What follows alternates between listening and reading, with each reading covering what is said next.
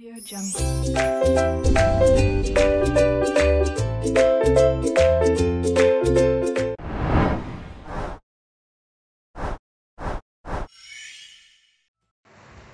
Assalamualaikum warahmatullahi wabarakatuh. Hello guys, how are you? I hope you are all well and stay healthy. Before we start the class, let's pray first. Pray, begin.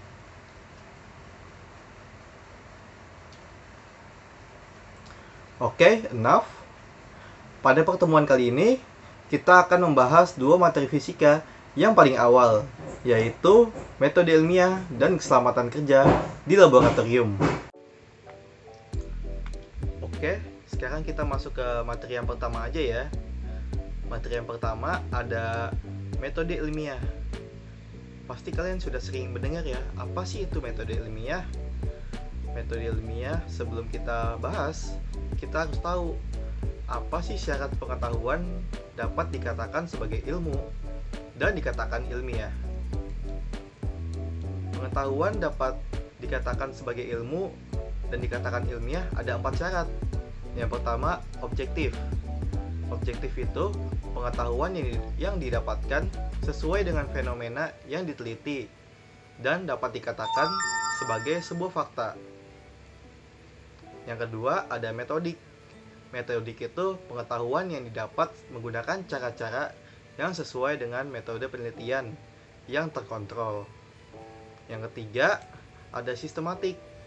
Sistematik ini berarti pengetahuan yang didapat merupakan hasil dari proses yang teratur sesuai dengan urutan metode penelitian. Intinya sistematik ini beralur sesuai dengan sistematiknya. Yang keempat, ada berlaku umum. Berlaku umum ini berarti pengetahuan yang didapat dari sebuah eksperimen akan sama dengan pengetahuan yang didapat dari eksperimen yang sama. Apa sih maksudnya? Maksudnya misal kalian melakukan eksperimen A dengan ketentuan A, maka orang lain akan melakukan eksperimen yang sama dengan ketentuan yang sama. Maka hasilnya tidak akan berbeda jauh karena melakukannya dengan ketentuan yang sama. Yang selanjutnya yaitu kita masuk ke urutan metode ilmiah. Untuk melakukan metode ilmiah kita memiliki 7 tahap. Tahap yang pertama yaitu melakukan pengamatan atau observasi. Nah, di sini kita itu bertanya atau mencari tahu objek apa yang akan kita teliti. Yang kedua ada merumuskan masalah. Setelah objek yang kita teliti sudah didapatkan, kita harus menentukan apa sih masalah yang harus kita bahas. Nah, yang ketiga kita harus mengumpulkan data. Ketika kita mengumpulkan data, kita harus mencari data-data sesuai dengan fakta yang telah ada sebelumnya. Yang keempat, membuat hipotesis. Hipotesis ini apa sih? Hipotesis ini adalah kemungkinan-kemungkinan yang akan terjadi sesuai dengan ekspektasi kita. Yang kelima, melakukan percobaan. Setelah hipotesisnya kita rancang, apa sih yang akan ingin kita dapatkan? Kita harus mencobanya dengan eksperimen. Setelah data percobaan didapatkan, kita harus menganalisis data percobaan tersebut. Apakah sesuai dengan hipotesis awal kita atau tidak sesuai? Nah, kalau sudah sesuai dengan hipotesis awal kita, baru kita dapat menarik kesimpulannya. Nah, ini ada contoh dari aplikasi metode ilmiah. Pertama-tama kita cari dulu objeknya, misalnya observasi padi. Kemudian kita tentukan masalahnya, misalnya kesehatan dalam konsumsi. Misal kita mengonsumsi nasi, tapi cara perawatan padinya tidak menggunakan pupuk yang baik, melainkan menggunakan pupuk yang tidak baik kesehatan dan lingkungan sekitar. Kemudian kita kumpulkan data-datanya mengenai pupuk-pupuk alami yang baik bagi kesehatan. Setelah itu, susun hipotesis.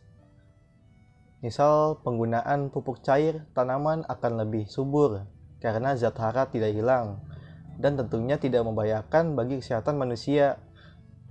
Setelah itu dilakukan uji coba, yaitu uji kesuburan tanaman.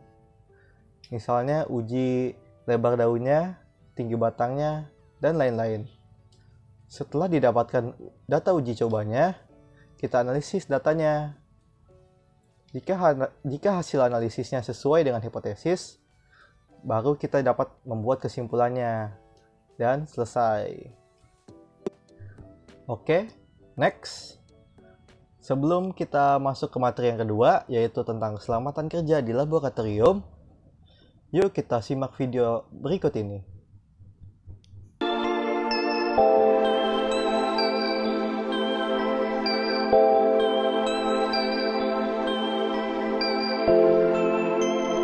Danny E.B.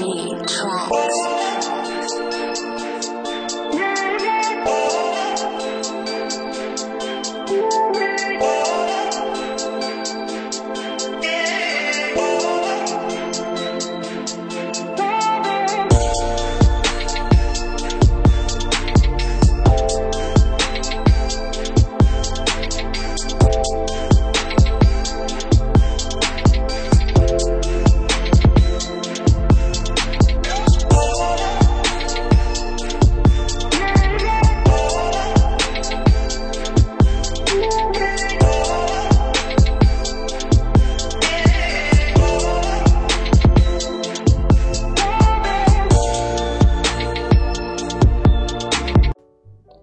Oke, next.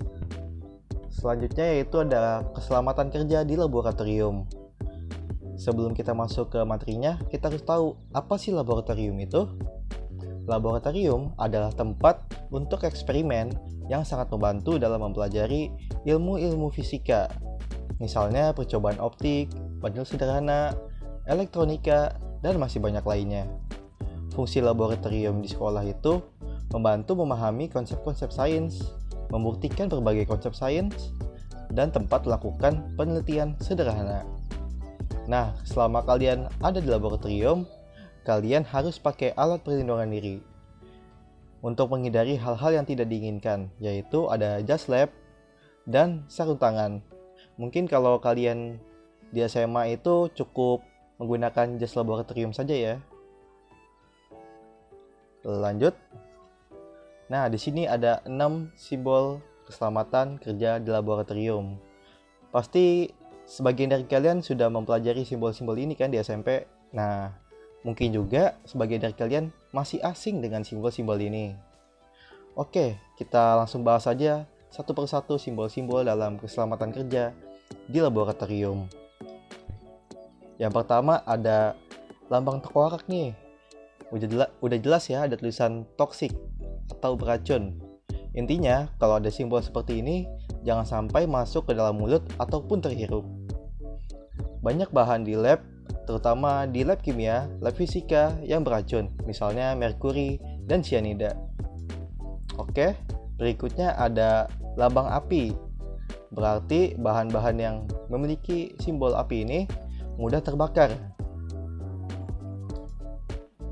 Biasanya yang mudah terbakar itu cairan-cairan yang mudah dingin kalau kepegang atau kesentuh kulit. Nah, biasanya cairan-cairan ini suhunya di bawah 21 derajat. Misalnya ada alkohol sama bensin.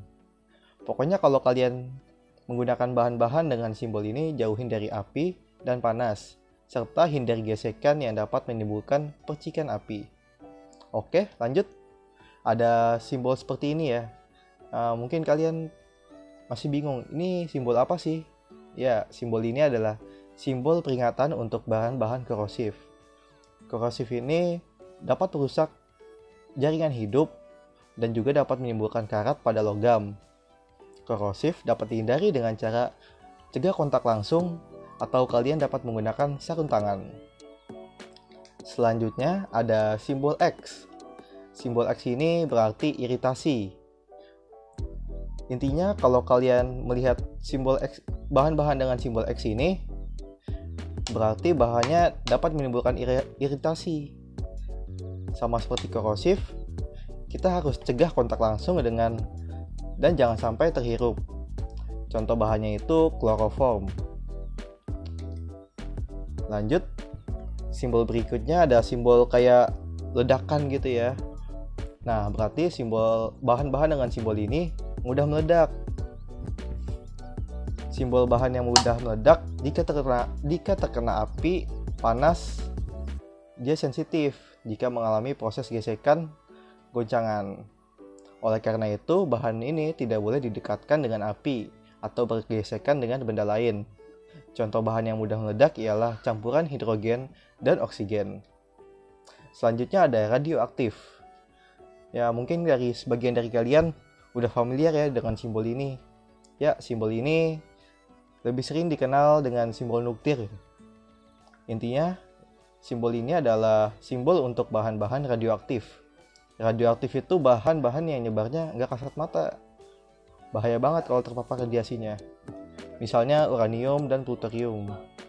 Walaupun bahan-bahan dengan simbol ini jarang ditemuin di lab fisika. Oke, kesimpulannya ada 2 poin.